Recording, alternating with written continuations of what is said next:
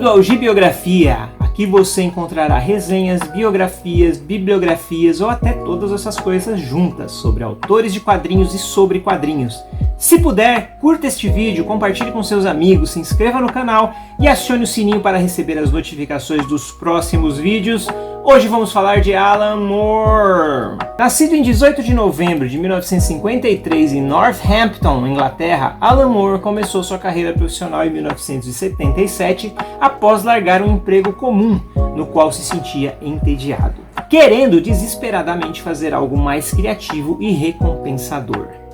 Ao contrário do que muitos pensam, Alan Moore começou sua carreira como escritor e desenhista de tiras, fazendo diversas publicações em revistas de jornais como Anon e Mouse, Sant Pancras Panda, Roscoe Moscow, The Stars My Degradation, entre 1978 e 1982. Mas o trabalho que se destacou neste período foi Maxwell, The Magic Cat, sua tira mais longeva. Paralelamente a isso, Alan Moore começou a perceber o quanto era lento para desenhar e que poderia se dedicar ao roteiro como seu amigo Steven Moore, que não possui nenhum parentesco, mas que trabalhava muito menos e ganhava a mesma coisa.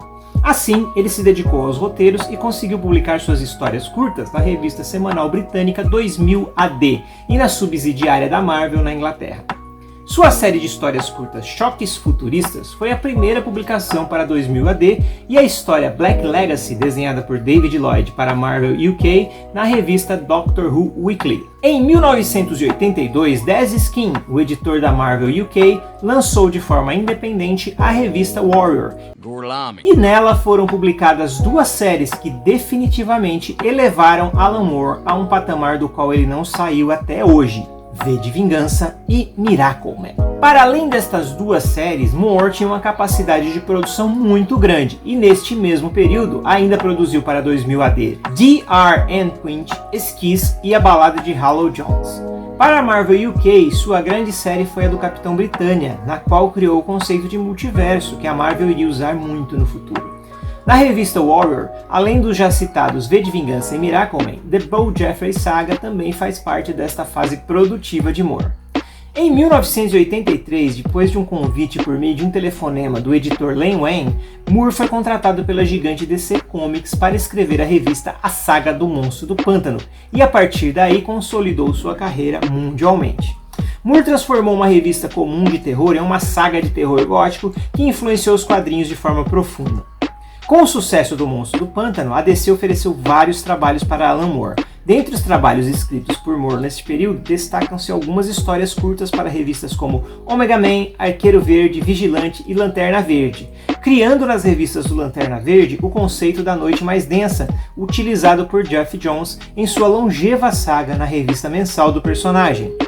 Em 1985, a DC promoveu uma mudança geral em seus títulos com a saga Crise nas Infinitas Terras, a primeira grande saga da DC, que juntamente com Guerras Secretas na Marvel, deu início a um formato de publicações que dura até hoje, tendo detratores e fãs dentro do público de quadrinhos. Todos os personagens seriam modificados após o evento e teriam equipes criativas novas. Então, Alan Moore foi convidado a escrever as últimas histórias do Superman antes do reboot da Crise e fez duas das melhores histórias do Homem de Aço até hoje, para o Homem que Tem Tudo e O que Aconteceu ao Homem de Aço, publicados nas revistas Action Comics, Superman e Superman Anual.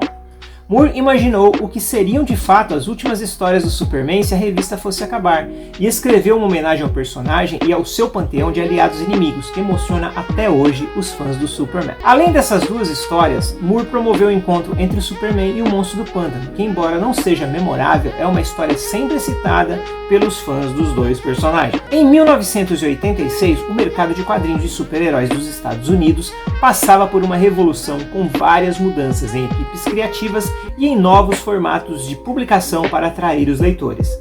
Nesta época, a DC havia adquirido os direitos sobre os personagens da Carlton Comics e Alan Moore apresentou um projeto para a utilização desses personagens, mas a DC já tinha planos para os mesmos pós-Crise nas Infinitas Terras e não aprovou o projeto.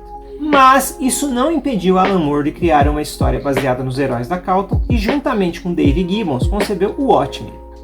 O O que a DC e nem Alan Moore imaginavam é que esta história seria revolucionária para a indústria dos quadrinhos, não apenas dos Estados Unidos, mas mundialmente. A história imaginava um mundo onde existia apenas um ser com superpoderes e outros heróis sem poderes, a decadência destes heróis e a ameaça nuclear iminente da Guerra Fria. Falando desta forma, não é possível estabelecer a importância desta HQ, mas se você não conhece ainda, é uma HQ que você sempre conseguirá adquiri-la, e esse foi o motivo da saída de Alan Moore do mercado de quadrinhos americanos naquele momento. Mas daqui a pouco falamos deste assunto. Alan Moore também escreveu uma história para o Batman durante sua passagem na DC.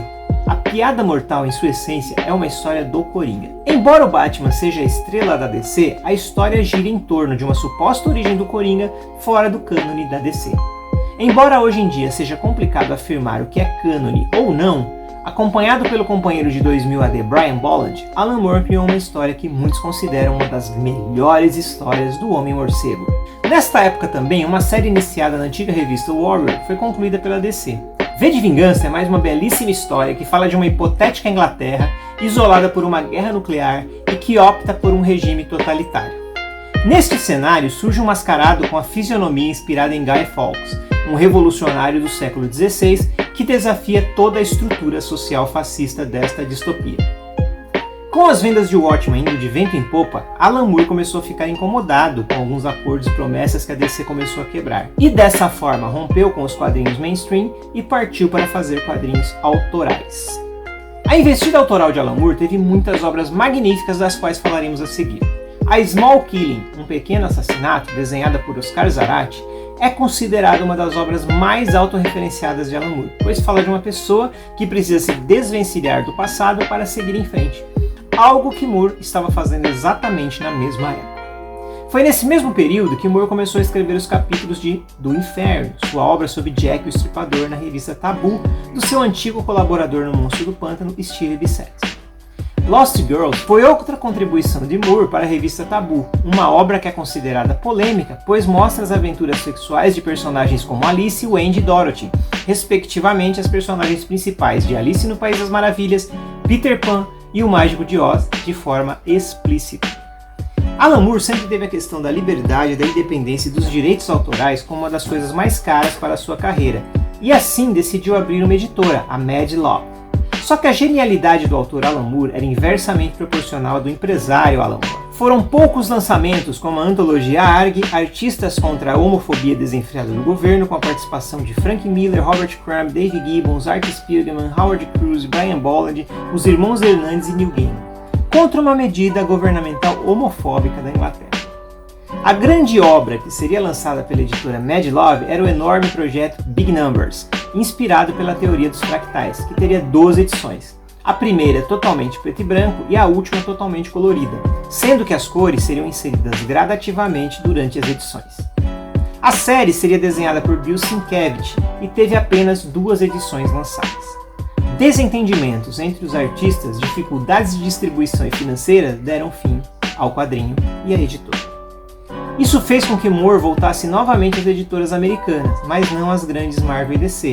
Na década de 90, a editora Image, fundada por artistas dissidentes de Marvel e DC, era uma possibilidade que daria a Moore mais liberdade para trabalhar e ser bem remunerado por isso. Moore começa escrevendo personagens de outros criadores, como Spawn de McFarlane, Supremo de Rob Liefeld e Wildcats de Jim Lee.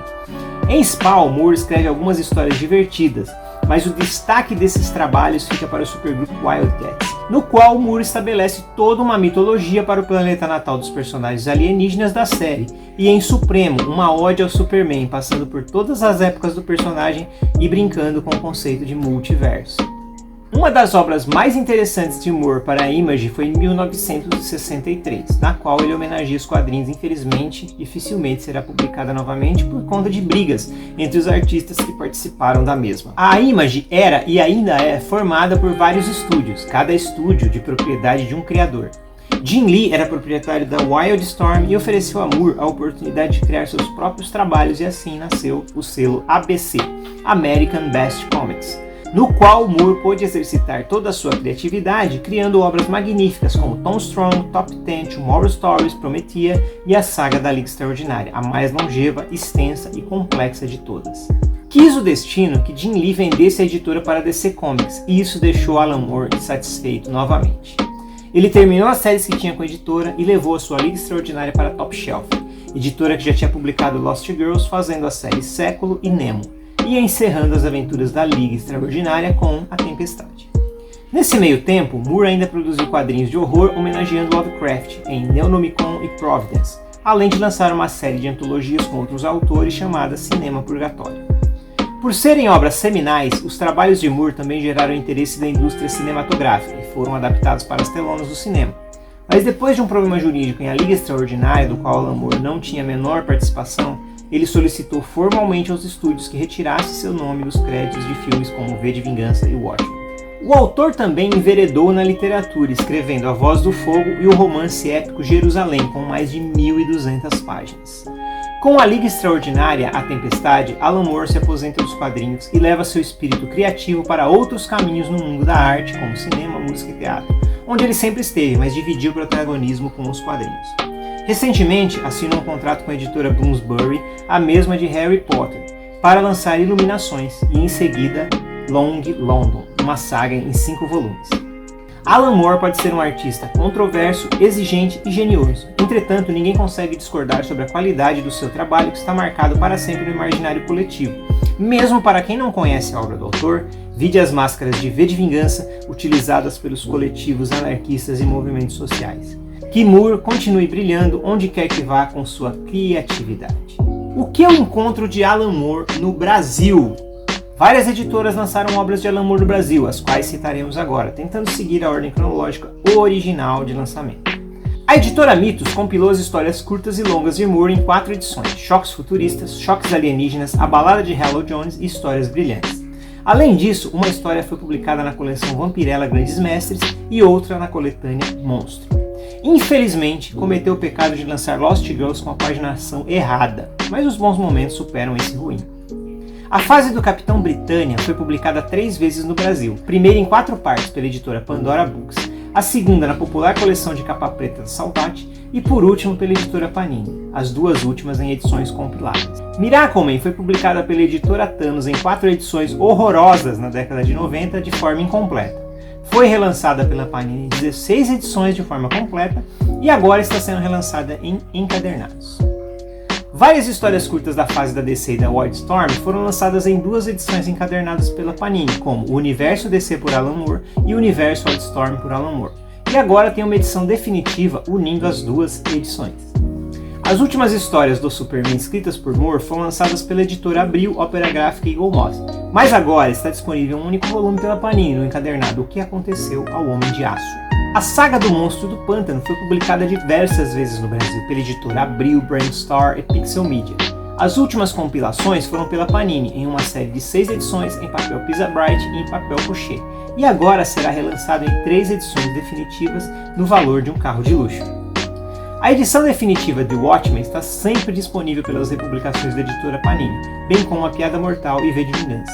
A Piada Mortal teve uma edição absolute lançada recentemente, cujo valor não tem graça.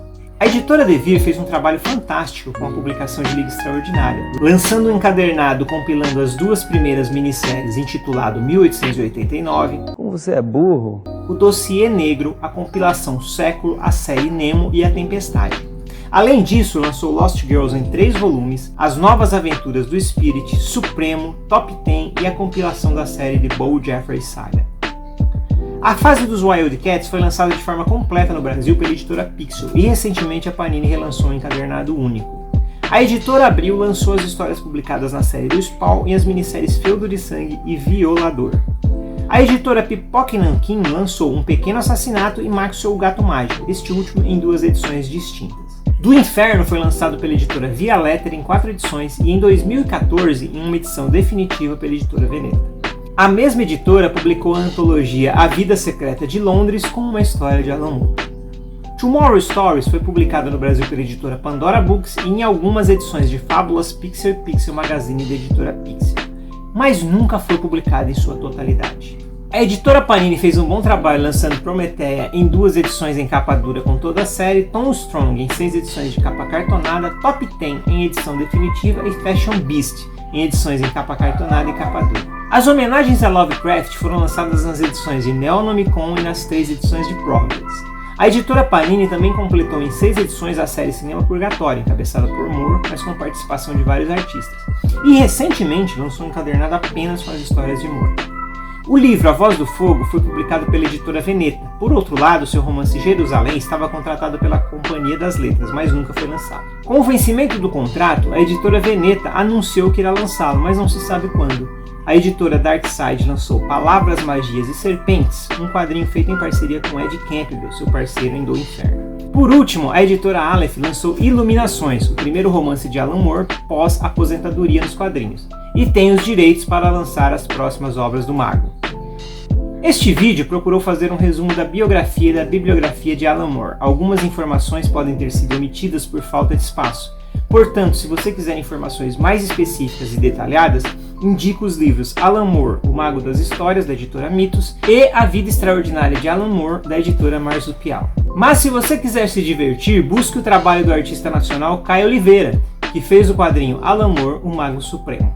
Obrigado por ter assistido este vídeo, curta, compartilhe com seus amigos e inimigos e principalmente se inscreva no canal e até o próximo Gibiografia!